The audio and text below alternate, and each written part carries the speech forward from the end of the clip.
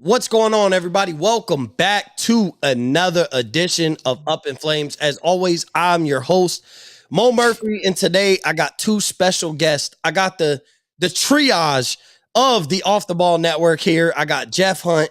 I got Chris LeBron. We brought Jeff out. We're talking basketball, so I know it's probably a surprise, but this is the time where Jeff jumps all in on basketball. So before we get into that, we will be right back right after this.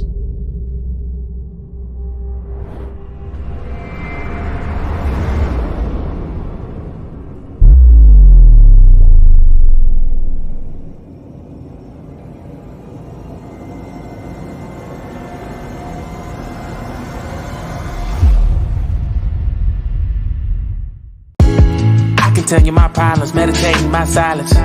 But I keep pushing my pen, rotating my stylus.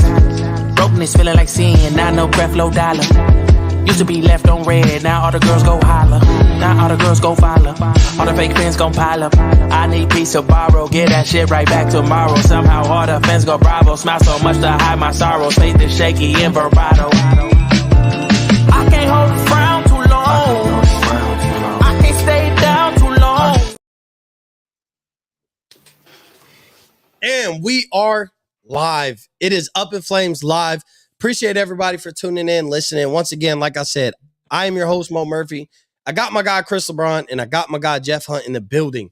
So before we get into it, Jeff, how you doing? Pretty good. Thanks for having me on, man. You nailed it. This is my time of the season after the All-Star break. I do a full cannonball into the NBA world, and I love it. I'm enjoying it. Everything I've seen, as I've started this, kind of as the NFL playoffs slowed down, my NBA viewing picked up. I'm ready for this stretch run. I think it's going to be a classic end in playoffs to the NBA season. Yeah, 100%. I had to bring you on for the simple fact, I guess the last topic that we're going to cover is where I knew, like, okay, you would nail it. Who would have late season storylines? Just a sneak peek preview. That's what we're going to close out the show with. Kind of the expectations of the second half or second 25%, however you want to consider it, of the season. There's 23 to 25 games left, depending on what team you are. But before we get into that, Chris, what's going on, bro? Nothing much, bro. Just, hearing people yell about the All-Star game and going crazy about that stuff, and people blaming LeBron James about stuff that he had nothing to do with is very interesting. Very, very interesting. So I'm looking forward to chopping it up about this. Yeah, and so speaking of the All-Star game, we're going to jump right into it. So the All-Star game happened. If you're watching this live, it's Monday night. So the All-Star game happened last night. Mike Malone had, a take on it where this was the worst basketball game he's ever seen. But I feel like I'll ask you, Jeff, first. Are the expectations of what you think the All-Star game is supposed to be too high right now? Yes, they really are, because here's what we're asking. We want the very, very best players on the planet to show up, put on the uniform, and go out there and play. And at the same time, we are also want a sort of competitive game to go along with that. But you're talking about starts the most crucial part of the NBA season. You have the not just the best players, but the most important players on the planet out there, and you want them to go out there and be a part of the game. And you can't have both. There's no way that a guy like Tatum, older guys, like LeBron, or any even Lillard, or any of these guys, trying to make a push, like they're not going to risk it all. With what do we got now? Like 30 games left in the season. So then what you would have, if you want a competitive game, guess what? None of these guys are going to play. If you want all the guys to play, this is what it's going to look like. And that's just the facts of it. I mean, the thing about the NBA is you got 5 people on a team, and each one of those teams that is vying for a title has one player that's going to decide whether they have a chance or not. That one player, you do not want to see them go down with it, because you get a late season high ankle sprain or something, it can cost your team a playoff spot. It can cost your team a championship. And I know that they play every night. I know all the risk and all that, and I know people want to watch. But to me, It's about like, I want to see the players there. And the only way that they're going to be there is if there's very limited chance of them getting hurt. Even LeBron got hurt last night. That could have been a nasty injury when he takes his, splits his hand on the rim. Like, that could be nasty. Luckily it's not or whatever, but just little stuff like that. You don't want that to decide the season either. It's a tough spot to be in. All-Star games are weird. They're weird in every sport. And that's just how it is. So yes, the expectations are too high. They've changed the scoring format to make it, more inviting, slightly more competitive. I guess the bottom line is these guys are willing to go out there and show off I'll just say their offensive skills. Obviously, the defense doesn't factor into it. And it's not, there's not a better version of this that I can think of. I don't know how you can tell these guys to go out and play hard when they're gearing up for the stretch run like they're going to. Yeah, and so I know the clip that's been floating around all day was like the Kobe Bryant clip, from when he was on the podcast and was saying like, we used to compete. We used to play hard. It was the display of the best players in the world. And we wanted to prove who was better than who. But at the same time, I also think the NBA has gotten so talented that a lot of the good players can't, like you said, Jeff, you can't risk the second part of the season because, like, if you look in the Western Conference, if Luka goes down in that game competing hard against a Domantas Sabonis in a one-on-one scenario in the middle of the All-Star game, like, that could ruin Dallas's season. And so now you're looking and you're like, that's not it. Like, we don't want to do that. So they want these guys to compete, but at the same time, if any one of them got hurt, was it worth the rest of the season getting injured in an All-Star game that's just supposed to be something exciting for the fans? So, and real quick before Chris goes, nobody wants to see a free throw shooting competition either. That doesn't matter. Like, we'll put up with that in the playoffs or something, with it on the line, but nobody wants to see that in an All-Star game. All right. Yeah, and that's where just I say, like, we want these guys to compete. Like, there's people who, like, I really want them to compete. I want to see the display of the best players in the world. But like you said, Jeff, these are the best players on everybody's team. And they are the difference in whether we could win or lose. If Donovan Mitchell goes down for 4 to 6 weeks, how do you look at the Cavs? If LeBron James goes down, the Lakers don't make a stretch run and they're not getting into the play-in. They might not anyway, but they're not doing that. Like, Luka goes down and now you're not looking at the Dallas Mavericks as like, okay, that dynamic duo between Luka and Kyrie is not going to happen. We're not going to see them fruition. So now what do they look like? So these are the best players on the best teams on display. But we want them to risk, like, for one great game on a Sunday night, we want them to risk essentially the second half of the season. I'm going to reach into my ex podcaster host bucket here and tee Chris up here because I have a question that I want to ask both you guys, but I want to give this to him to help me out here. What would fans rather watch? Backups playing a more competitive All-Star game or the best players in the world playing what we saw last night? Because there's a lot of sports like the Pro Bowl and stuff that, like, nobody cares. Like, if you take, we talk about the Pro Bowl, what did everybody say? Like, wait a minute, Huntley's a Pro Bowl quarterback and nobody cared or whatever. So, like, I just have that question, like, what would they rather see? A more competitive ones with none of the superstars or what we saw last night? Take it away, Chris. Definitely, nobody wants to see, like we see in the NFL Pro Bowl, where we're getting the 8th alternate to be, we saw who there was, even though it was essentially a flag football game. We're seeing guys who obviously are Pro Bowlers, right? Just like Geno Smiths and Kirk Cousins. Like, we don't want to see that. But when it comes to the NBA All-Star game, because obviously that's been for some reason, people, like you said, people expectations for some reason for All-Star, an expedition, are crazy high. I simply don't get it. It is an All-Star game in the middle of the season. Like, I just don't get people's, like, going crazy. Yes, maybe you wanted to be a little bit more competitive and all that, but we saw some injury. We saw LeBron get hurt and all that. And like, but who should get more of the blame that doesn't get the blame? The fans. You want to know why? Because it used to be, right, everybody talks about the competition and all that, and it used to be like, it wasn't all or nothing as far as winning a championship and nothing. Nowadays, if you don't win a championship, people just discredit your career or whatever.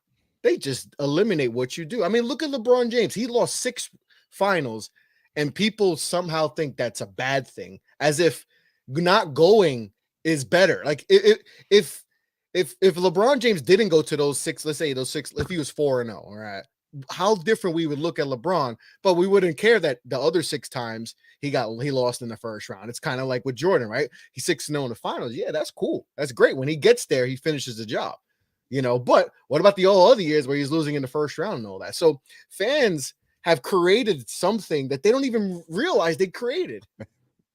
They created this in a way. They created this because all enough. So now the players are like, well, I mean, this doesn't mean anything. The regular season doesn't mean anything. The only thing that matters is once we get to the summer and winning a championship, because that's all fans care about. If you don't win a championship, you're irrelevant. You're garbage. You're not a Hall of Famer. You're not this. You're not that. That's what we got into. So fans are complaining, that the game's not competitive. Oh, well, maybe if you stop with the expectations being championship or bust with people and actually giving credit to people for getting to the conference finals, like maybe the players would be like, all right, maybe we should take this a little bit more. And they do on that time. And you know what? I was watching the 2000 All-Star game. I watched it. They weren't going all in for, they have moments, and we get that in every All-Star game, right, Mo? Jeff? Every All-Star game, we have those little moments where, like, all right, you see LeBron going against Kobe or Shaq versus whoever, Hakeem. We see those moments, but that's what the All-Star game is about, is moments and all that. Yeah. Do we really care about, who wins or loses, or it's gotten to a point where the fans have now realized that they've created a lot of this because of the expectations of winning and losing, winning championships. That's all people care about. Like, if you don't win a championship, look at how people look at Chris Paul. He's a bum. I mean, Chris Paul is arguably one of the greatest point guards who have ever laced up a pair of shoes to play in this game. And we look at him so down because he hasn't won a championship, or he lost a 2-0 lead and all that. So this all or nothing thing is matriculated to where it is now. You never used to be that way, maybe to an extent, but not how it is now with the way social media is. So fans have a big reason why players are just like, we're not gonna go all in and all that, because, and also, like you said, like, what if someone gets hurt? What if LeBron James had a broken finger, a broken hand, and all that? And I mentioned this before, and people are like, well, no, but what about the competition? That's for your entertainment and all that. But that doesn't mean people who went to Utah didn't have a great time or didn't have the time of their lives and all that. So to me, it's like expectations it is an expedition. All right. I don't think a single fan of whoever team was playing, whether I'm a Knicks fan, I did not want to see Julius Randle play them. I don't want to see him get hurt. I don't care what he does. It doesn't mean he made the All-Star team that he reps, my team. That's I'm good. I'm good. He plays whatever minutes. I don't care. And I think most fans, but I think feel like now in today's age, we just find reasons to complain. And it's just really gotten so bad because this isn't to me, it's not a real issue. We're not going to talk about, we're totally talking about this because people are complaining about it, but like, it really isn't. I forgot about the All-Star game. The minute it was over, it was always like, oh, that's cool. It's over with. All right, now what's going to happen next? Now look at the storylines and all that in the West as a fan, and then as a fan of my team, my Knicks. Can the Knicks continue to play better with Brunson and Randall and all that? That's what we really care about. Do we really care about the ending of an All-Star game or what? It's like, I just feel like fans are just made it really unbearable at times. What I thought was really cool to come out of this, and I've been talking about this all day, I've told you guys all day, what I thought was successful about the All-Star game, and this is why I like it, and this is something that the NBA has always kept in mind. They don't care, like, Chris, Mo, Jeff are going to watch NBA basketball. The All-Star game does not affect, like, that's basically 4 or 5 days off of the game that we don't have to like focus on, or it's just All-Star weekend. But like, young people or people that don't watch a lot of it or whoever, they last night they might have got introduced to Tatum. I'll tell you what, that run there in the third quarter with Tatum and Lillard, that was fun. Like, to see just like how the shooting would keep going and if the streak would keep going and how many points they would score. And we get to know these guys. We get to know their personalities. They're interviewing guys on the sidelines. Like, I thought Giannis had a great weekend of just like being on camera, you know what I mean? Like being an ambassador for the league. We get to know the faces, and that's something that the NFL has lacked on for years. Like the NFL, and it's by design, their jerseys, except for the quarterbacks, their jerseys, because they're expendable, and that's the NFL. They don't want you to care about injuries. They don't want you to care about concussions. They want you to care about the name on the front of the jersey and just keep things moving along. The NBA wants you to get to know these guys because the majority of the stars, the majority of the players, but especially like the stars that are there this weekend, they're interesting guys. They have stuff to say. They're funny. They're engaging. I think that's also something that a lot of the people don't like. They can't understand why, these guys don't fist fight at center court. You know what I mean? But that's just not how it is. Like they compete when they're playing a sport. They do. So I thought it was cool. Like I got to watch, I don't ever watch like a marketing play. I had a blast, getting to see him play and being like, holy shit, look at his skill set. I enjoyed Jason Tatum's kind of like taking over party is what I'll call it. Giannis went out, because he's dinged up. So he didn't play. LeBron went out early. Tatum got a chance to like be showcased, and he's one of the great players in the leagues, an MVP candidate. So we get to see him, his shoes released. How cool is that? Like all that stuff, that's fun, and that sticks with fans who may not watch the game all the time. So to me, whatever percentage of fans follow up with that when the real games start back this week, that's the success of the All-Star game. If somebody's like, I want to watch this Utah Jazz, like I'm going to make an effort to watch, market and play, or some of these guys play that may not be, front and center every night. I'm going to make an effort to go watch more of their basketball because I'm like, I see their skill set. I want to see how this translates. So to me, I thought this weekend was a huge success. It was. Yeah. Like you said, there's so many cool stuff that we saw, like sneaker releases and all that stuff we would never see. And like, but people, it feels like we're a part of it. Like we're inside on it. You know what I mean? Like, even when you think about it, like, so I remember back, I was in high school, Jeff, not to make you feel old, but I was in high school. I am old. You don't have to make me feel old. Yeah, it was cool where it was like LeBron, Kevin Durant, and Kobe Bryant were releasing the All-Star Game sneakers for All-Star Weekend. So we knew what they were going to wear. They were releasing like probably that Wednesday, Thursday prior to that to give all the fans an opportunity to buy those shoes and rock them or whatever. And it was a marketing thing. And that's when like marketing is kind of taking over the NBA, especially at this point. But it's like people are upset about it now. So now that we're closer to the players, we get to follow. We get to follow them. We get to understand them. And we kind of get to be a part of their lives and feel attached to these players. Now it's like it's ran its course to where people have to complain about that. Now they want them distant. Now we don't want the social media. We don't want to know them on social media. We don't want them to interact with people. It's like we're 10 years ago, that's what we were begging for. Like we were begging for a 100%. response from one of these athletes. People cry for this. Like we like you mentioned with the NFL, like we want more of this in the NFL. We get it in basketball, but people complain. And that's why you can't have nice things. You want to hear a hot take? So the biggest sporting event yesterday was actually the Daytona 500, which I admittedly don't watch. But again, I do not judge people for watching it or care. That's awesome. Enjoy it. But imagine my hot take being like, wait a minute, your sport is doing the same thing 500 times. Okay, I got you. People would lose their shit. Yeah, and but they come after making basketball. Another left turn. They come after basketball, with all the visceral. And I'm like, you can watch like all kinds of sports. Like you can watch whatever you want. You can turn on a movie. I think I watched the end of an episode of Baywatch. Do you think it's jealousy? Do you think? I think basketball is the one sport that everyone's played. Everyone's played, but yet keep going. Everyone's played basketball because it's so easy. All you need is a ball and it's truly American sport. I think it is because football you need a bunch of people to play, and baseball you need equipment, all that. But basketball is the one sport where it doesn't matter how talented you are. Everyone's played basketball.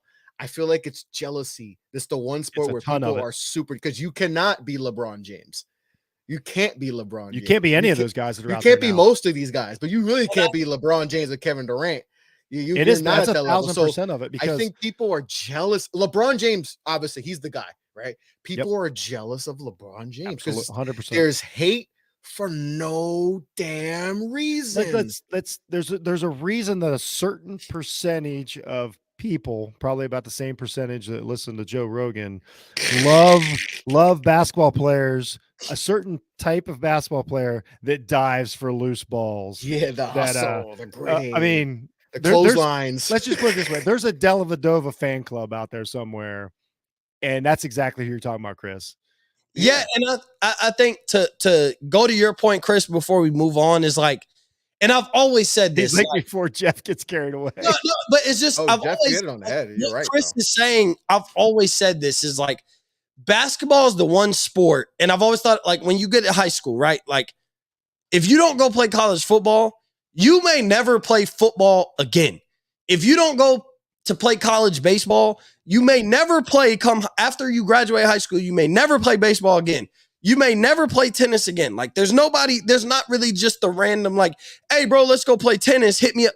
Where like basketball, pick up baseball games. Like yeah, but like that. That's a good point. Baseball, but when you wake up, like you could be driving, you'd be like, I'm gonna run to the store, and then you got your hoopah shoes in the trunk, and there's a pickup basketball game going on the outdoor court. Now you don't see that as much as you used to back in the day. Like makes me so sad. I could drive by outdoor court and it's like 20 people are playing, and I had zero plans of playing basketball, but I had basketball shorts on, I had a t-shirt on, and I had shoes in the trunk. If I didn't already have shoes on, I'll just pull up there and play basketball is the one sport where it lasts for forever. Essentially there are 40, 50, 60-year-old guys still playing basketball, playing in men's leagues at 60 years old, the 50 and ups and the 60 and ups, like they're still, because it's the one sport. So it does become a point where like people follow basketball more than anything because they feel like they can play. Like you always still feel like you can play. That's one of the best takes. Honestly, that's one of the best takes you've ever had, Mo. And for that example, one thing that goes with me every time I go camping, I take my basketball because every campground has a hoop just in case. Like last year, we got into a pickup basketball game with, like three, like teenagers that were out there playing. You are 1,000% right. So you're so connected to it for your entire life. Is this the one? And that's what I keep saying. Like people care so much. People care so much about it because they care about it. And this isn't a shot at the NHL, but my point is, after the NHL All-Star game, A, I didn't really know when it happened, but B, there wasn't the visceral, the kickback, it's just because it's under the radar, as opposed to basketball is truly America's game. We're passionate about it. We care about it. There's a lot of jealousy there's all sides of it, but that's why I keep saying, like, it's a good thing that it's talked about, because if like, there's a lot of conversations going on between, fathers and sons, mothers and daughters, mothers and sons, whatever the mix is, young and old, about basketball after the All-Star game. That's conversations, that's talking about players, that's, eye-opening. It's all good for the sport. Yeah, 100%. And like for me, like growing up, like my dad, obviously my father, like he was past his playing career, but at the same time, like I grew up and I could hoop with my father and we'll go play pickup ball. And it's like, so you're always connected to basketball because as long as you can physically move, you can play the sport. So it's like football, you have a different passion, but you also, most of us understand, like, I'm never playing football again. Yeah, I haven't run an out route since I was 17 years old. Yeah, like I'm just not, so you separate yourself for understanding the sport, where basketball, you feel like you could go out there, play 5-on-5 right now. And if you give a guy buckets, you feel a little bit higher about yourself than you do, like, okay, if I go play flag football, and there's no pickup football like that. You're not just riding past an empty field and seeing 25 guys playing football. It just doesn't happen. Yeah. So it's a different type of connection. So I'll move on real quick, and I just want to get your guys' thoughts. That was a great take, Mo. Yeah, it's true though. This one, I just want to get your guys' thoughts. We're not going to spend a lot of time. I usually don't like to spend a lot of time talking about my team, whether it's negative or positive. So Pat Riley finally. He was in the Eastern Conference Finals last year. Relax. They were, but I just don't like talking about my team, whether it's negative or positive. I like talking about everybody else. I don't want to talk about my team because I might kill my team. And Jeff, you understand you're a Buckeyes fan. But Pat Riley finally woke up. And what he woke up to do was add Kevin Love to the Miami Heat, and he added Cody Zeller. And so all day today, I've tried to find, like, how should I feel about this? Like, this is a team that was just in the Eastern Conference Finals last year, went to 7 games, had an opportunity to play for a finals 2 years ago, or 3 years ago now. They were playing in the NBA Finals in the bubble. They were a first-round knockout the year after that, and then they go back to the Eastern Conference Finals. How should I feel about the improvement of this team? Should I think this could make a run? So, Chris, I just want to ask you, like, Pat Riley woke up, didn't make no trades, made no moves, didn't improve his team, and he finally woke up to add Kevin Love and Cody Zeller. How are the Miami Heat how are you supposed to feel about it? Is that the same player? Is Kevin Love and Cody Zeller the same player? Nah, no, I'm just kidding. Shout out to me. Shout out to me not knowing Cody Zeller stuck around. He's been around for a minute. Wait a minute. I got to ask a question. This is a serious question. Is his doppelganger, is Plumlee still around too? Mason Plumlee's with the Clippers. Plumlee's with the Clippers. Get out. Yeah, he's with the Clippers. See? And it was kind of a key addition for the Clippers at that point in time. So, but adding Kevin Love. Tyler Hansborough's retired, right? Tell me Tyler Hansborough. Yes, he's retired. Okay. He might be coming back. He's not in the NBA. He's covering college basketball for a field of 68, I think.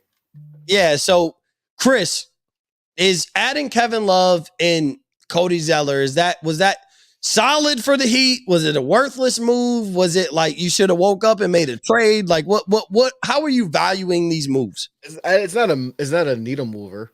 I'm not going to look at adding Kevin Love and Cody Zeller and be like, okay, they're going to move up in the standings and all that. I don't think that's the move. I mean, what Kevin Love we're going to see. I mean, he's shooting below 40% from the field. I think he's at one, and maybe his worst, career, shooting from 3. So you're not getting not even last year's version of Kevin Love and all that. So, I mean, it's still, solid piece. He can, stay in the corner and, hit some threes and all that. But I'm not going to be like, oh my God, Miami's definitely going to be a top 4 seed. And Zeller it's whatever. Like he's just a body at this point. They did need some size. So, I guess that's a solid, for a rotational big and all that. I don't know how much minutes he's going to play really, but it doesn't move the needle for me.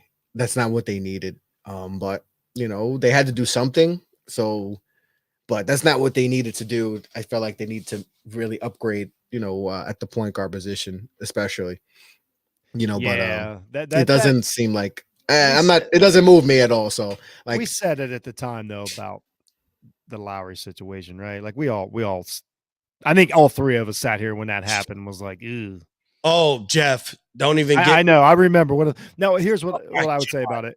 The other thing about Kevin Love, he is a value for what they got him for since Cleveland bought him out. Yes, because they got it for nothing. So that's huge. And he can be a part, but you're gonna have to wait till the last second to unleash him, because you can't, like, if he gets dinged up or anything at this age, especially the way he's tend to stay on the, when he gets injured, it's tend to linger.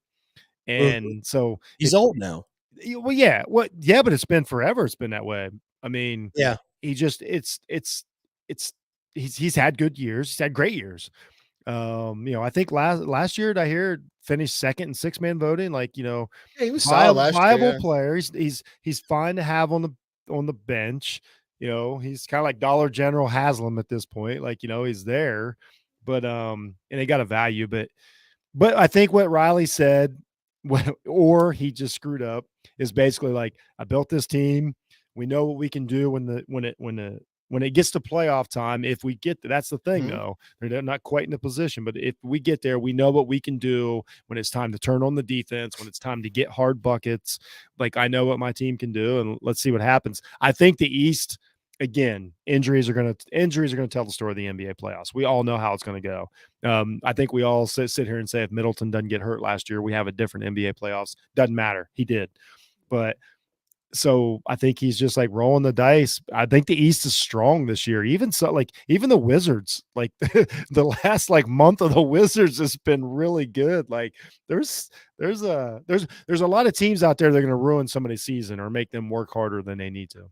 Yeah, and I think so. When I talked about it on my last show, I'm like, is Pat Riley all in on this Heat team because he didn't make no moves at the trade deadline? And now I look at it and I'm like, I think he is. And I think he just, whether the rest of the world believes it, I think he believes in the group of guys that he has. He made no moves in the offseason. He made no moves at the trade deadline. He basically said, what I want to go forward with is Jimmy Butler, Bam Adebayo, Tyler Hero, and company. And the Heat have always been known to get the most out of those, especially since LeBron left. Like, the Heat culture really turned up when LeBron left. It's like we get the most out of those guys. Like, Max Strus is a name because he plays for the Miami Heat. Put him on any of the 29 other teams with the start of his career, and he probably is not a name. Gabe Vincent, the same thing. Caleb Martin was decent with the Hornets, but he comes with the Heat, and he's like, okay, he's a key piece in winning games for the Miami Heat. So they maximize and make names out of these guys. Like, Kendrick Nunn doesn't exist if he never played for the Miami Heat. Let's just be honest. Like, he's not that great of a player, but they maximize the small-time guys. So now I'm just like, okay, Pat Riley probably was like, I'm not trying to shake up what I like because, or shake up anything on the roster, because at the end of the day, I went to sleep for the simple fact I went to sleep knowing that I love what I have on my roster, and whether people love it or not, they're not an exciting brand of basketball, but like, you can't deny that the Heat have been playing winning basketball. They play playoff type basketball, and Riley didn't, quote unquote, finance the future, for now. He's throwing his team out there, and he's like, I got faith in you. We'll see what happens. Real quick question for both of you. We say, I think we agree that Lowry probably wasn't the guy.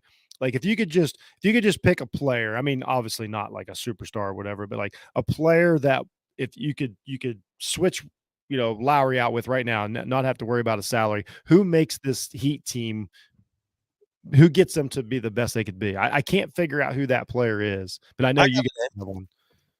Russell Westbrook. No. Russell Westbrook. You think? Yes. Yes. Listen, disgusting. I have been pitching that since last year when he went to the Lakers. And I'm not going to argue. You watched. Mo wants his team to get 90 points a game against the 90s.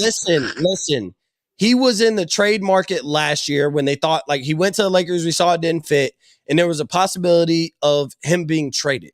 And so I thought, like, with what they have with Jimmy Butler, with Bam Adebayo, with Tyler Hero, and supporting cast, what they're missing is a playmaking point guard who could take the ball to Jimmy Butler's hands and not ask him to literally be everything. Jimmy can go get buckets. I do agree with that. And they're missing that. And I think with all his flaws, I get it. He turns the ball over. But I think when you have Jimmy Butler, you got Bam Adebayo, you got Tyler Hero, you got a bunch of young guys and youngish guys in their prime or whatever their prime of their career may be, you can play run and gun basketball, and Russell Westbrook would prosper off of that. You don't have a big man who's just a stand in the paint. He can't get up and down the court. You got Bam Adebayo. I think Russell Westbrook, and we're going to talk about him here in a second, but I think Russell Westbrook would make, for a realistic option for the past 2 years who realistically could have been on this Heat roster, Russell Westbrook could have took them and maximized whatever the Heat may be. And maybe that no matter what move you make without trading and gutting your team, you don't get a superstar. But Russell Westbrook could have been had for cheap in the trade last year. He could have been had obviously he got bought out by Utah, and we'll talk about him in a second, but he could have been got at a small price that you got Kevin Love for. Like, I think Russell Westbrook will be a guy who realistically the Heat could have added over the past 2 years that could have moved the needle. Does it make them, they win a championship? No, but I don't know if without gutting the team, if there's really a move, they don't have enough pieces to even gut. Yeah, and I'm not even being totally realistic, but again, you watch them. I appreciate the answer. I just always try to think about them when somebody watches a team close, they kind of have a feel for it. Chris, who would you pick? Who would you say, Chris? It was Kyrie Irving. It's Kyrie Irving because you guys need a dynamic offensive player. I think the cost was. Yeah, but I'm not. I didn't ask that. To be fair, my question, I said, don't worry about salary. Kyrie Irving would, to me, like that's Mo's a game answer changer. Was correct, and Kyrie Irving would have put you guys legit. I wouldn't be surprised if you're in the conference finals because you guys need a dynamic score. Russell would have cost you a lot less, and not like Kyrie Irving went for a lot. He didn't go for a lot. I think he went for 2 first and some role players and all that. So he didn't go for much, but Kyrie would have been the dynamic player you guys need. He would have bought in. Because there's no pressure. It's not New York and all that. You're not dealing with the media and all that. You guys are a lot lackadaisical as far as media coverage and all that. So they would embrace him, and that's the player you need. I told you, I was like, yo, Mo, the Miami Heat need to go after Kyrie Irving. I mean, Like, I that's the wanted guy. Kyrie, but I feel like Kyrie, if you give me, if I'm going into the playoffs, excuse me, with Kyrie, Jimmy Butler, Bam Adebayo, Tyler Hero, and let's say they had traded whatever. Let's say that's the core. I don't know. I'm feeling good. Okay. Russ, I know I got you sidetracked. I was just curious. The scoring. I think you guys need to. You don't need another guy who's just not going to be efficient. Yeah, he's a solid. He could do a lot. I think the biggest thing I see when I watch the Heat is that they have to play the game too close to the hoop, all of them a little bit. I know Hero stretches it and stuff, but just in general, like the floor seems a little tight, which is I know that serves them well. Playoff basketball, I get it, but you got to get to playoff. You can't play playoff basketball for 82 games because that's what I'm getting at. Well, I mean, Chris play that style all the time. Yeah, like, and I think I learned that with Kyrie would have been. Chris learned it with Tibbs. I learned it with Tibbs. Like when you play that way for 82 games, it catches up. Now we'll see what happens in the playoffs, but but it puts you. I'd like to see it opened up. I'd like to see it just opened up a little bit. But you know what? It's a Jimmy Butler team. That's how it's going to be played. But the way the Heat play, it is one of those like. It's cool that we know you could turn it up in the playoffs. We understand Jimmy Butler is a different guy in the playoffs. We understand that. Like nobody. He's also been banged up this year too. So if you lose him at any point in the playoffs, but he was banged up last year in Miami. And he was good. He was so good last year. Yeah, and Miami figured out a way to finish first with all the bang ups last year. I'm just saying, if that shot goes down, that's all I'm saying. And that would be a different story of who Jimmy Butler is. I think that would have been career changing essentially. But I just think like when you try and play playoff basketball for 82 games out the year, it just slows you down because that's the whole random Tuesday night games is like, all right, let's stretch the floor. Let's score a whole bunch of points. Like you're not holding the teams under 100 points on any given night. Dude, the scoring regular season. Just guys are the worst. You have worst point per games in the NBA right now. Kyrie, they're a good team because Kyrie, he helps you 3-point shooting. Because 3-point shooting right now is a little because Max Strus is. I don't think down a little bit. I don't think Kyrie could play in that system though for very long without snapping. I don't think, but you don't even need him for a long time because all you need him for is the half a season. But I think the pressure. I know. And the thing is, here's the thing. Here's the thing about Kyrie. I'm just kind of like, I'm at the point with Kyrie. We won't do it. I know this is not part of the show, but just my opinion on Kyrie, real quick, is I'm just at the point to like, I need him to finish a season playing at full speed and not do anything nuts, and then I'll talk about it. I'm just so tired of like seeing what I see like a few nights ago, like versus Memphis, and being like, okay, this is the guy, and then it takes a turn south. And like, oh, he just wasted my time for another off season. So I will let you know after the season is over how I feel about Kyrie Irving. And speaking of Kyrie Irving, Jeff, because there's another player who's in the similar path of how you feel. It's Russ. Yeah. So before we get into our last topic, Russell Westbrook moved the locker rooms and went across the hallway. That's a wild move. Through the Los Angeles Clippers. And what makes this crazy is the simple fact that last night a report came out from Chris Haynes, who he's got a lot of access to a lot of players. We know he's close to Russ. He's close to LeBron. Like he has a few players that he's really close to. And he reported that it really seems like Russ is either going to the Washington Wizards or the Chicago Bulls. Like the Clippers were kind of out at that point last night during the All-Star game or whatever. If you're a social media person and you went on Twitter. And so you wake up, you probably eat breakfast, you do your morning routine, and then boom, like Woj tweets, Russell Westbrook is going to the Los Angeles Clippers. So for me, I hate the move for the simple fact I'm just going to spread my agenda and then let y'all talk about it. I don't like Kawhi Leonard. I think this makes the Clippers a lot better. Now, I won't say a lot better, but this was a team who borderline we could see reaching the finals regardless if they just finally get into the playoffs healthy, which is one of the biggest ifs, but still a possibility. Like if they get into the playoffs healthy, this is one of the most dangerous teams in the NBA, let alone in the wide open Western Conference.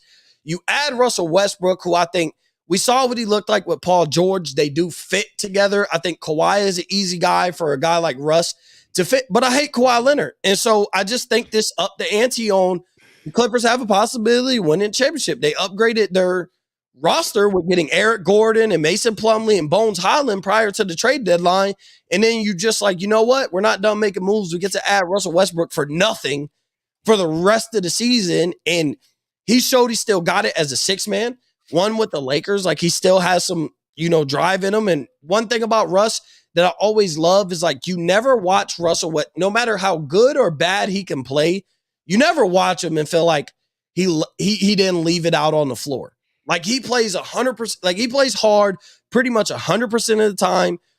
But sometimes he plays hard in the wrong direction a lot of times. And that's where I was getting to, where he might turn over the ball a lot, but you're just like, you kind of accept what Russ is at this point. He's turnover prone or whatever. But Russ to the Clippers, Jeff, just what does this do for the Clippers? I like it. Here's the thing. So I'm just going to give you a giveaway now. It touches on to our next subject. As of this morning, I have the Clippers as my team to come out of the West. Because I think we're going to get the Paul George that we got last year. If we get the Kawhi the playoff Kawhi that we've seen in the past, I'm kind of with Mo a little bit on the Kawhi stuff, but the fact of the matter is if he's playing on, all cylinders and into the playoffs, and then if Russ is willing to accept his role, like if he's willing to accept like how he can perform best in that 6-man type role, or when I guess I'm looking at the best version of all these players. And if you're going to give me Russ from what I think it feels like forever ago now, maybe 4 or 5 years ago, that last run with OKC when they should have took out Golden State and Klay Thompson wouldn't let it happen. Like if you're going to give me that Russ and, you're going to give me the George, the best version of George, I think that they got a deep roster. They got momentum late in the season. A lot of it is because I don't trust that KD is going to be healthy going into the playoffs. So I'm kind of eliminating the Suns based on that. So I like the move because everybody knows Russ by now. Like you can't be surprised by what you're going to get. Like if at this point in his career, if you don't know what you're bringing into the locker room, literally the guy has a locker on the other side of the stadium, then you just didn't do your homework. I like it. I don't think that was a difference that made him a ton better, but getting a Hall of Famer doesn't make you worse.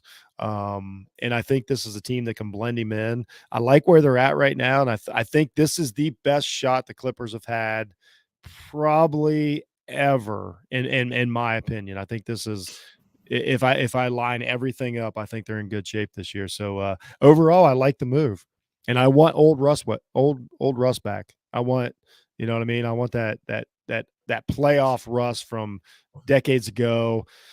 I still curse Patrick Beverley because I think he stole something from Russ that I don't know if we'll ever get that version of his career back, even though he got healthy after it, after that awkward knee injury. What's that, a decade ago?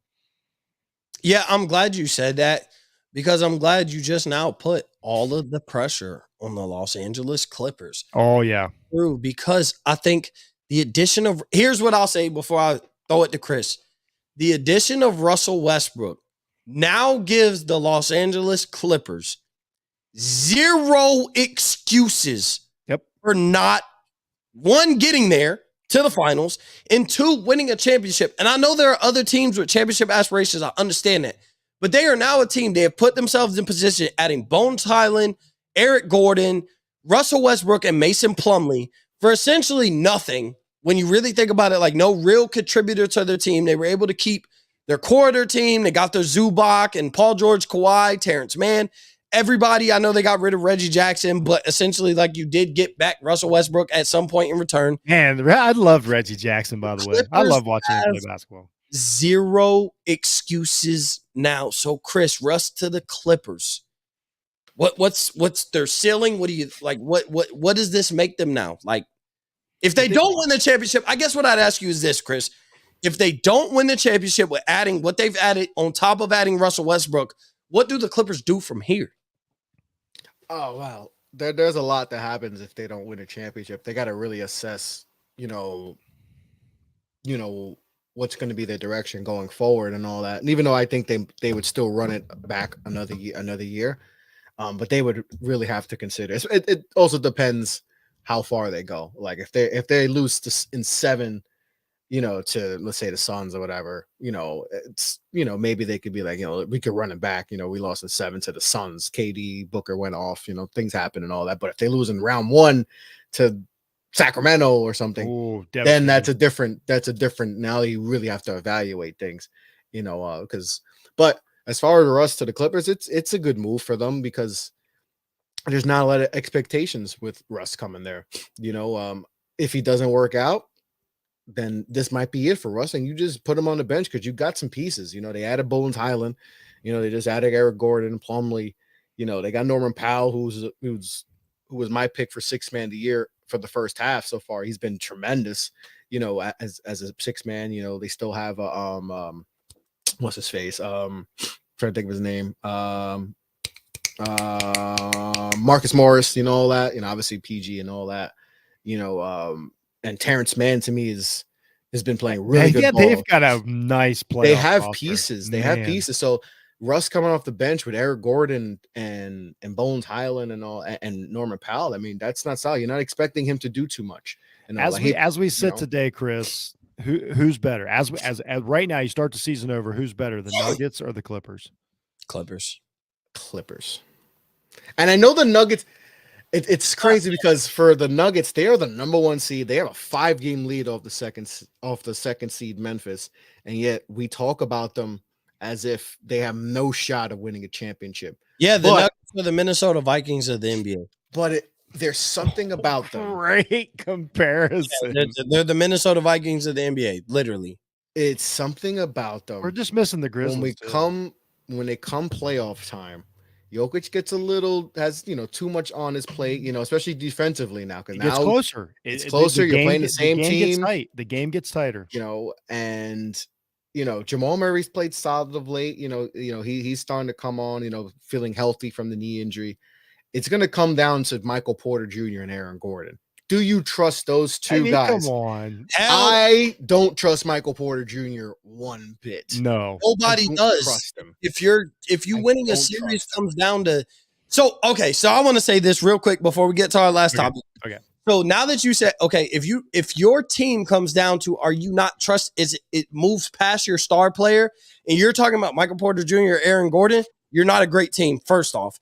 Second off, when I want to talk about Jokic is when he gets to the playoffs, right? You eliminate all the bad teams, all the bad players in the NBA. There is no such thing as an easy matchup, essentially. Now, especially when you look at it right now, the Nuggets are not the 1 seed and could happen to face the Lakers. We'll just say they could get the Lakers as the draw at the 8th seed. One thing about Jokic is they could tell me he's the best center in the NBA, but when he faces the next 4 best centers in the NBA, and that's the Anthony Davis, that's Joel Embiid, that's Bam Adebayo, any given night that's DeAndre Ayton, he gets ate up. And so that's the problem why we're not buying Jokic and the Nuggets of being champions is because when Jokic, who is the best player on the team, matches up against guys probably slightly less than him, I would say Embiid's better, but outside of that, guys who are slightly less, he gets ate up by Anthony Davis. He gets ate up by Bam Adebayo. He gets ate up by DeAndre Ayton. So we don't even know. He's not unquestionably the best guy at his position, and he's the best player on his team, where more often than not, every other team that we think could win the championship, their best player on their team is probably a lot closer the best player at their position. And if they're not, I know like when we talk about like LeBron or Tatum or Kyrie or LeBron, Tatum or KD or whatever, the mark is so close that you would take either one of them at any given night as far as the best small forward, but they're the best player on their team. Where Jokic, if he plays a guy who's close to his caliber, he gets ate up. So we don't buy them as champions. And he has that James Harden thing where he kind of tends to fade. Well, I think you're right. It's what it is when the basketball changed to playoff basketball. Let's face it, the NBA playoffs is almost a different sport than anything else we've seen. And so when these guys get the playoff mode, what happens with Jokic? I don't even think it's as much about him. I think it's as much about when the defense gets tighter on the other 4 guys on the floor, then that takes away a lot of what he does. As good as anybody. Like I want to be clear. He's awesome. But when the defense gets tighter on the 4 guys around him, it changes the way the Nuggets play basketball. And that, that inside out approach it looks different. We've seen it. I mean, we've seen it with Gobert for years. Like when if they play the Warriors in round one, he ain't gonna be able to do what he does. There you go. That's the Warriors could very well be their first round opponent because Warriors are in that 8-9 range right now. Roll them, and they'll roll them. And that's the thing is like if I don't think if the Warriors I think are without healthy, Steph they beat them in 7. I don't know if without him, but with him, I think they do. They might be favorite over the Nuggets. So that's why that's just been my thing is like, I don't want to get, just flat out disrespect them because what they've done is impressive and they have a 5-game lead. In the Western Conference. Wrong with being good. And they're dominant at home. They only have like 4 losses at home. So like they're dominant at home. But my thing is, once we get to the playoffs, and like you said, everything gets compacted and all that, and Jokic can't. I think the Mavs Jokic can't be Jokic. The Mavs are better. I think the Clippers are better. I think they play Kyrie and they play once Kyrie and Luka they play the chemistry, Mavs, they might get cooked with all that pick and roll with Luka and Kyrie and all that. Like, so that's my thing is like, even with a healthy Pelicans, like. If Zion's back and BI's healthy, like I might. Well, there's where I get into the only team I think they're truly better than right now in the West that are in the playoff contention. I think they would, if we go 1 through 8 right now, or 1 through 10, Oklahoma City they would take care of handily, and I think I don't think handily. No, they would. I think they would win in 5 or 5. It's I think what they might win in a close 5, like a fun 5. Like Shea would have his moments and all that, but that I think just simply because Oklahoma City is so young. And they don't have anyone else that can take that. And they just don't. Over. They just don't care. They just don't care. I like teams like that. Like everybody knocks, the NBA, and I'm like, just watch OKC play a game. Fun. It's so much fun. Like just watch one game. Don't worry about the playoffs. Like again, Chris, don't worry about the championships. Like you said, just watch the freaking game for 5 minutes. I'm telling you, it's third in the league in points per game. OKC. It's and they're good. They're a good team. They're arguably the fastest paced, or not arguably. I think they play at the fastest pace in the NBA right now. But it doesn't look like how the Rockets did it. Like it looks more like it wears you out. The Rockets are doing right now. Like y'all don't remember some of the old Denver teams and old I think it was Houston did it too before the second run of Houston, Phoenix. That's the other one. Like it was real pressure they put on you. Like. Constantly. It looks a little more natural. So we're going to get into the last topic, and it's the late season storylines. And so, Jeff, I'm going to start with you. Give me a storyline going into, we call it the second half, but this is really the last 25% essentially of the NBA season. Late season storyline that you're paying attention to, especially since now you're buying, you're all in on the NBA at this point. There's no football. We can talk about the XFL, whatever, blah, blah, blah. Nah, there's no football. You're all in on basketball. It's March Madness. It's the NBA. Like everything is basketball right now. Give me a late season storyline. So the two things I'm watching the closest. The easiest one is, and I don't even care how it turns out. I just want LeBron back in the playoffs, just selfishly. Like I don't want to keep losing these seasons of LeBron. I just kind of miss him being around in the playoffs, even though they've been great. So that's one. I just want to see the Lakers storyline, how it plays out with this kind of remanufactured team. But another one is I'm really watching this Celtics Bucks. I think they're the 2 best teams in the league. I think they're the 2 best playoff teams coming in. And selfishly, I said a few years ago when everybody was talking about it's time to split up Tatum and Brown, I wrote an article on it for you guys. And I was like, have they thought about just getting better together? Like building the team together. But here's what happened. Everybody gave me flack for it. Well, guess what? That's what they did. They learned how to get better as a duo, and it raised the level of the team.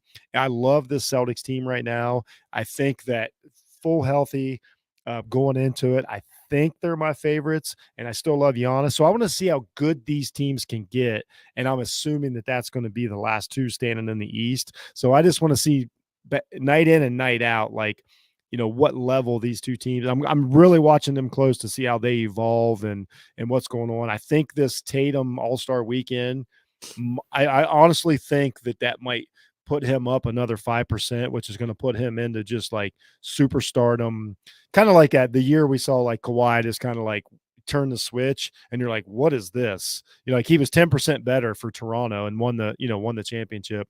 If Tatum gets 5% better, like he's going to be close to unstoppable. So watching that really close. And then I'm watching all the young teams. I consider like Grizzlies young, OKC. Do they feel like getting in the playoffs? Are they going to start to tank? Things like that. I like seeing how the young superstars are going to fare and how they approach the playoffs. Yeah, that's definitely. I mean, yeah, and I think that's where you say with the whole LeBron thing, like I think that's where the Lakers can capitalize is because we are in the last 25% and teams are coming out of this all-star break trying to figure out like, do we want to get in the playoffs as a play-in team or do we want to tank?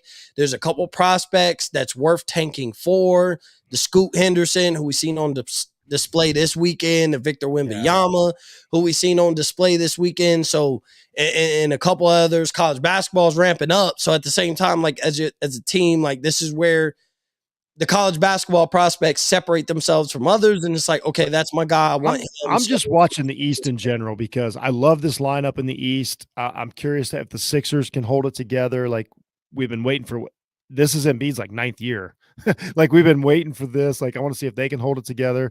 The Ben Simmons story is beyond fascinating. This new Nets team, does KD play? Like it is literally every night there's a different awesome storyline to pay attention to, and it's great for the league to not only have the great games but to also have the Facebook and the TikTok the next morning to talk about it. It's a really good time for the league. It's going to be an awesome couple months. You would think there was only 2 teams that had a chance to win a championship, Jeff. The way people talk about the league is, but yet there's as much parity as there's ever been. But and good parity, Chris, and good parity, good parity. Because not NFL parity. This is good parity.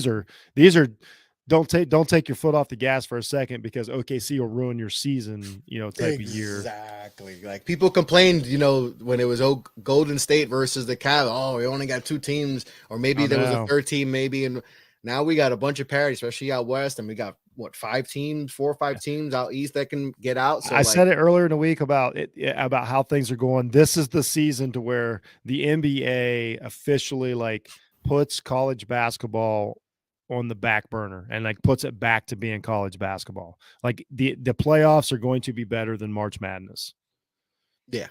No, I agree. And this is the All-Star game is irrelevant now. Like who cares? Now it's about exactly. half push. But it was fun to talk about it. We talked think about it. Going up to the Super Bowl. We talked about the NBA for 3 days leading into the Super Bowl. We're talking about the freaking All-Star game.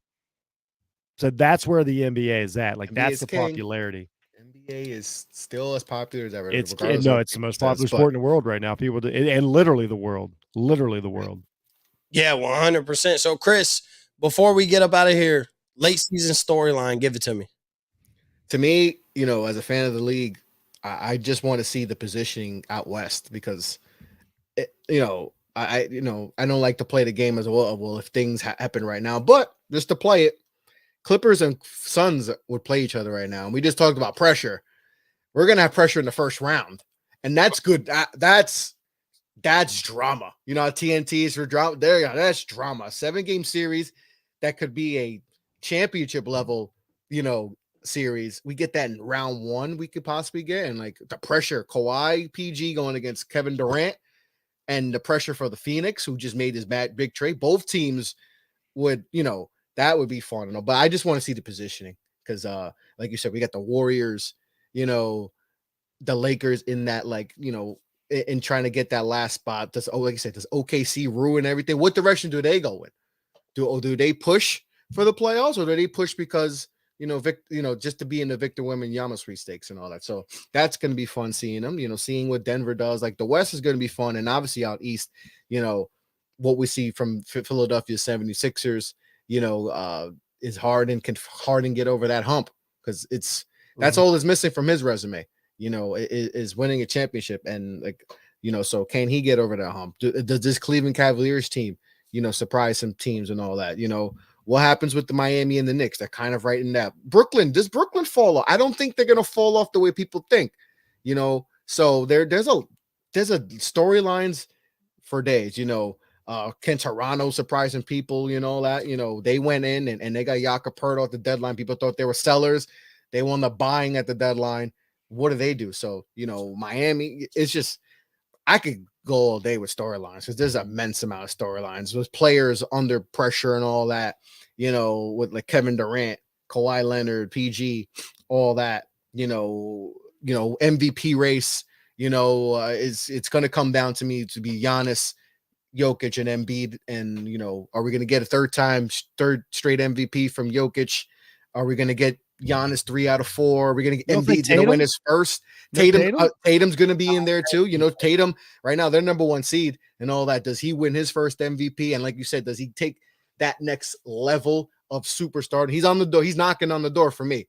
My club is exclusive. It's very exclusive. So he's always knocking on the door. Does he break that door open and get into that superstar? Because this is big. So many storylines going for days. I can't wait. I'm excited. I really am. It's funny. A few years ago, you guys did a show and you asked everybody, who would you pick right now? It was one of our first shows we ever did before we were a network, I think. And you guys asked everybody, Luka or Tatum. And here's what's funny. Nobody was wrong. I took Tatum because of defense, but I still lean that way, but nobody was wrong that night. That's funny. Yeah. So before we close out, for me, the late season storyline is simple. For me, bro, there's about 5 to 7 teams that have championship or bust aspirations. Like literally their season is championship or bust. You gotta win. And I'm going to name those off. The Clippers. I think the Mavericks have put themselves in there adding Kyrie. And the only reason I say that is because, like, if the Mavericks don't win the championship, are they able to keep Kyrie? Like, that's why I say that. But I don't think it'll look, if they get back to the Western Conference Finals or whatever, like, this is the team who went to the Western Conference Finals. No Kyrie. They added Kyrie. I know they had to give up to get some, but at the same time, you feel like they're better. Are they able to do enough? Is it win a championship or Kyrie dips? So that's where I think they're championship or bust, but I don't think they have to. If they don't win a championship, I don't think I think it's Western Conference or bust, but we're on the same page. Yeah, but I just don't think like championship will be like we look at them as a failure of a season, but it could be the difference of keeping Kyrie or not. I think the Phoenix Suns are championship or bust. Yeah. The Nuggets are championship or bust. I think we're going to see a guy who's possibly hitting unprecedented waters by winning 3 MVPs in a row. And I think to be able to, if you do that, I think you have to win the championship. That's just me. And then I think Philly, I think Milwaukee, and I think Boston. Like, so I think there's 3 teams in the East and 4 teams in the West where I think they're all championship or bust. And what I'm interested in seeing, only one team is out of those, and the Clippers. The Clippers are one of the teams out the West too. Out of all those teams, only one team is going to win the championship. And so what I'm interested in seeing is, I guess it's late season, but at the same time, like later on, come June, July, August, what are the teams that don't win the championship? What direction do they decide? Yeah, that's a big one. I think Phoenix will stay put. If they don't win the championship, obviously they got Kevin Durant. They'll be like, you know what? We only had him for 20-something games. Yeah, next year is the real pressure for the Suns. Yeah, they might fix some things here, but I think like, Clippers don't win a championship. What do they do with the Kawhi and PG era? Clippers have more pressure. Yeah. If the Nuggets don't win the championship, I think Celtics and Bucks are fine. I think they both need. I think they both have to win. I think they have a strong core, but I'm looking like Denver. Like, if they don't win the championship, like, how do they decide to build around Jokic, for the future? I think if Philly doesn't win, how do they, like, does Harden stay? Does he stay in Philly? Does Embiid one out? Yeah. Like, you know what? This just isn't, this is the best opportunity I had to win. I couldn't win the championship. You know what? I'm going to go somewhere else and try and figure it out. Like, I think all the teams, the 6 or 7 teams that have real championship or bust aspirations on the season, I feel like if they don't win, they could go a totally different direction. That could cause chaos for the summertime. What about Golden State? Or they're just playing on house money. They don't have. I don't think they're a mess soon. They need this. They need this because this is they're the team. They need to find any type of motivation. Like last year, the motivation was everyone counted them out, which I'm including myself. I counted them out. Like I thought it was done, but like they need this because now it's like, well, everyone thinks it's finally over. Now Their once we get roster, they get Steph roster, healthy, they're gonna be fine. They're gonna be a dangerous. Nobody They're cares. gonna be favorites over the Their- Denver Nuggets. If they their play them roster in and first money round. is about to be a mess soon. So they It's probably already a mess. That's why they had to trade Wiseman because Disaster. Wiseman would have triggered like a 20 million. Like they would have this to go is over. this is it for Draymond, right? This is Draymond's done. This is last year, right? They can't afford all these guys. He's going to be on the inside the NBA next year, right? Unfortunately, I think he plays. I don't think he'll be out. I don't think it's Golden State. you think he's sticking around? My God, I think he goes. he to like, really does. There you go. Does anybody think there's someone different more in the NBA history than Draymond? Like, no, I think he goes a very to like confident human being. he thinks Very confident. he thinks he had he's fantastic Hall of Fame career, but he thinks it looks different. Yeah, he does, but I think he it's thinks one he's of Kareem like, Abdul-Jabbar, but that's fine. I have no problem. and you know what? When you win 4 championships, I don't blame you. And you're the cog, and you're the lot cog. higher. A huge. Yep. You're the X factor of your team. 100%. I don't. I'm not mad at you for thinking higher of yourself than maybe you should. You won 4 championships. Yeah. You're probably going to the Hall of Fame. You're one of the most unimportant players in NBA history when you really think about it. Yeah, like he was as important as he was to Golden State success. We don't look at Draymond Green isn't a top 75 player. He's not a top 100 player in NBA history. But he did his job. Turn around, you look at it, and you be like, Somebody got to guard LeBron James. He's arguably the greatest role player of all time. Like when somebody's got to only give up 30. What do you average in this? Like LeBron had to average. That was Iguodala. That Oh was it. LeBron had to average. LeBron had for 30, 4 series. He was averaging over 30. He was averaging almost a triple. He almost averaged a 35-point triple-double, and Andre with no Kyrie. Won NBA Kyrie was hurt. MVP for shutting down LeBron. But I'm not getting into that. No Kevin Love, and still somehow. But shout out to Draymond. But you know what's crazy? That giving Iguodala Finals MVP messed up Steph Curry because people thought, well, Steph never won a Finals MVP. Shout out to Iguodala. Steph Curry was the Finals MVP in that series, and then we would shut up. I had to prove it last year. Like he had to validate. It's crazy. As great as Steph has been his whole career, he had to validate his career last year by winning a championship and finally winning. Shout out to Iguodala, the great career by Iguodala. I hate Iguodala. But either way, I appreciate everybody for tuning in. I appreciate everybody for listening. Jeff, I appreciate you for jumping on. Chris, I appreciate you for jumping on. We are on the second half or the second 25% of the NBA season. And on that note, Up in Flames is out.